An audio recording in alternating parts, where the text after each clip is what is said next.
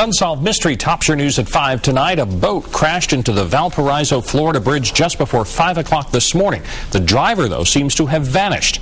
Fox 10 News reporter Christina Leavenworth takes you to Valparaiso for the latest. It took careful maneuvering to pull this boat out of the water. One that hadn't sunk before they got back there with it. It certainly didn't just bump into something. The Fish and Wildlife Commission says this 22-foot Everglade fishing boat was heading for the boat lane on the Toms Bayou Bridge, but it never made it to the other side. It crashed head-on with a bridge piling.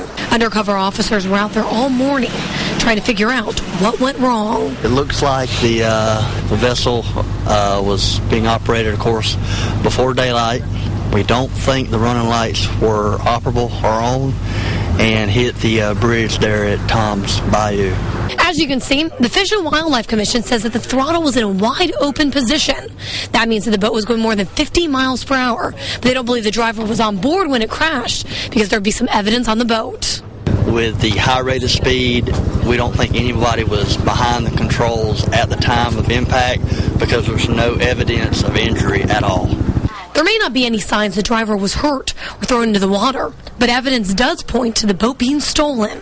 Investigators say the owner of the boat is out of town, and they believe the suspect took it overnight. So now, the big question is, if the driver isn't in the water, where is he? Right now, it's just too early to tell as far as the investigation goes what happened, whether it was somebody jumped out of the boat because they knew they were fixing the impact, swam to shore.